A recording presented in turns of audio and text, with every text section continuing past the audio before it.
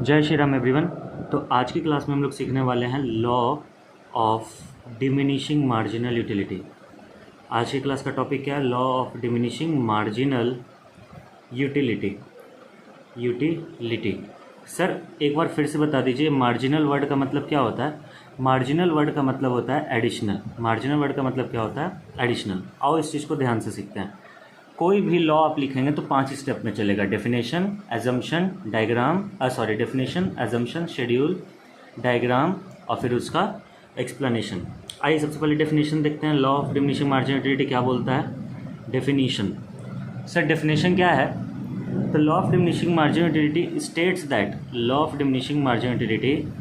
That when a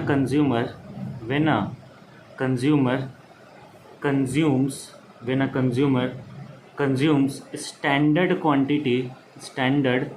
quantity, मैंने इसको डब्बे में डाल दिया, कंटिन्यूअसली द एडिशनल यूटिलिटी, यानी कि marginal utility, the additional utility such derived goes on diminishing। Sir मतलब क्या है sir? Law of diminishing marginal utility ये कहता है कि जब कोई कंज्यूमर लगातार किसी स्टैंडर्ड क्वांटिटी को कंज्यूम करेगा, किसी भी कमोडिटी का standard quantity continuously of A commodity, मतलब जब आप किसी कमोडिटी का स्टैंडर्ड यूनिट को या स्टैंडर्ड क्वांटिटी को कंज्यूम करते हैं लगातार, तो वो हमारे लिए क्या कहलाता है? Law of diminishing marginal utility. क्यों? क्योंकि एडिशनल सेटिस्फैक्शन घटते जाता है। मैं आपको कुछ इस प्रकार समझाता हूँ। लेट्स से मान के चलो 1 मिनट के लिए एजम्पशंस पहले इसका देख लेते हैं। चलो इसका एजम्पशंस क्या है? 2 ही एजम्पशंस है जो मैंने डब्बे में डाल दिया। पहला, कंज्यूमर स्टैंडर्ड क्वांटिटी खाएगा। कंज्यूमर कैसा क्वांटिटी खाएगा? Standard quantity. और दूसरा, पहला तो हो गया स्टैंडर्ड क्वांटिटी और दूसरा कंज्यूमर कंटिन्यूअसली खाएगा। समझ गए सर? स्टैंडर्ड क्वांटिटी भी और कंटिन्यूअसली भी। समझना इस चीज़ को थोड़ा सा ध्यान से। स्टैंडर्ड क्वांटिटी का मतलब क्या? मैंने आपको बोला कि आप घर गए, मेरा पुराना वाला एग्जांपल जो मैंने पहले क्लास में लिया था इस चैप्टर का, आप घर जाके 1 गिलास पानी पिए। तो जब मैंने वर्ड यूज़ किया कि आपने पानी पिया, तो मैंने क्या वर्ड यूज़ किया? 1 गिलास। आप गिलास से पानी पी रहे हो, आप चम्मच से पानी नहीं पी रहे हो। अगर आप चम्मच से पानी पियोगे तो वो स्टैंडर्ड क्वांटिटी नहीं है, फिर वो आपका क्या है? सर वो छोटा क्वांटिटी है, कोई अदर तरीके की क्वांटिटी है। बट स्टैंडर्ड क्वांटिटी क्या होता है कि गिलास से पानी पीना और लगातार पानी पीना। आपको जैसे ही 1 गिलास का पानी खत्म हुआ, तुरंत दूसरे गिलास आपका सामने रखा हुआ है, तुरंत तीसरा गिलास आपके सामने रखा हुआ है, तुरंत चौथा गिलास आपके सामने रखा हुआ है। खुद सोचो, जब भीषण गर्मी से जब तुम घर जाओगे दोपहर में 3 बजे और 1 गिलास पानी पियोगे, सेटिस्फैक्शन बहुत सारा मिलेगा। फिर दूसरा गिलास पानी पियोगे, सेटिस्फैक्शन मिलेगा बट कम मिलेगा। तीसरा गिलास में और कम हो सकता है, चौथा गिलास तुम पानी पियो ही ना, या हो सकता है 5वें गिलास पीने से तुम उल्टी कर दो। तो वही बात है, यहाँ पे वर्ड है स्टैंडर्ड क्वांटिटी की। जब भी कंज्यूम करेंगे स्टैंडर्ड क्वांटिटी। मैंने अगर बोला कि आप घर जाके पानी पी रहे हो तो 1 गिलास पानी पी रहे हो, 1 चम्मच पानी नहीं पी रहे हो।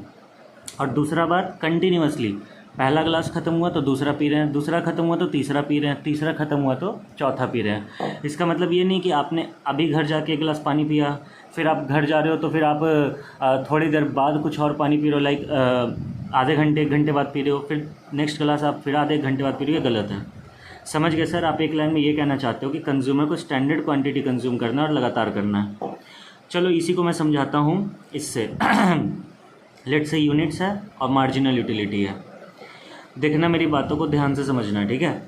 आओ समझते हैं इसको। लेट्स से यहाँ पर ये जो है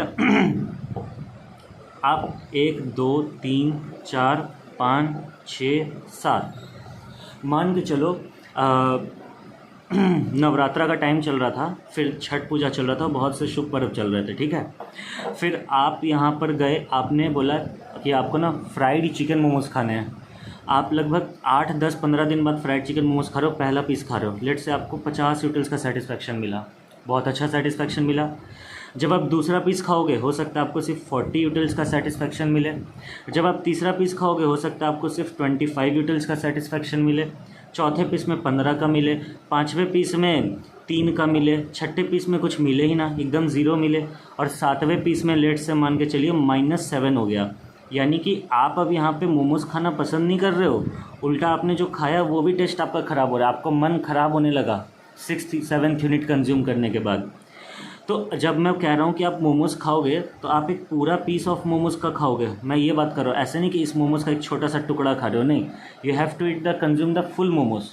या जब मैं पिज़्ज़ा खाने की बात कर रहा हूँ, लेट से आपने कई दिनों से पिज़्ज़ा नहीं खाया, तो आप जब पिज़्ज़ा खाओगे तो 1 2 3 4 5 6 एंड सो ऑन, 5वां 6ठा पिज़्ज़ा आते आते आपको मन ही नहीं करेगा खाने का।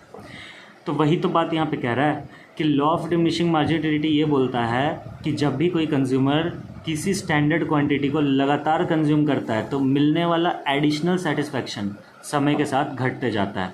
देखिए यहाँ पे पहले 50 था, फिर 40 हो गया, फिर 25 हो गया, 15 हो गया, 3 हो गया, 0 हो गया, -7 हो गया। यही तो समझा रहा था। तो आज का क्लास यहीं तक, जिसमें हम लोगों ने क्या सीखा, law of diminishing marginal utility क्या होता है। 2 चीज़ों को ध्यान रखना है। सर इसका डायग्राम बना दो ना। डायग्राम बहुत ईजी है, ध्यान से देख लो आप। लेट से यहाँ पे ये मार्जिनल यूटिलिटी है और यहाँ पे आपका क्या है, यूनिट्स है, ठीक है। देखना मेरी बातों को ध्यान से। 20 50 40 30 20 10 0 0 10 20 30 40 50, ठीक है। यूनिट्स में 1 2 3 4 5 6 ऐसे चल रहा है। 1 मिनट के लिए मान लो, पहले यूनिट पे 50 का सेटिस्फैक्शन, दूसरे यूनिट पे 40 का सेटिस्फैक्शन, लेट से दूसरा यहाँ आ रहा है, तीसरे यूनिट पे 25 का सेटिस्फैक्शन, ठीक है। चौथे यूनिट पे आपका 15 का सेटिस्फैक्शन, 5वें यूनिट पे आपका 3 का सेटिस्फैक्शन, फिर आपका 0 का। तो ये कर्व कुछ इस प्रकार बन गया ना, और ये एक समय आएगा कि ये माइनस चला जाएगा, तो ये कर्व हो गया मार्जिनल यूटिलिटी कर्व। अब आपको कहे कि कोई एक्सप्लेन कर दो, कर सकते हो क्या? हाँ, X axis represents units, Y axis represents marginal utility. When the consumer was consuming first unit he was getting 50 utils of satisfaction, then he consumes second unit he gets 40 utils of satisfaction and so on.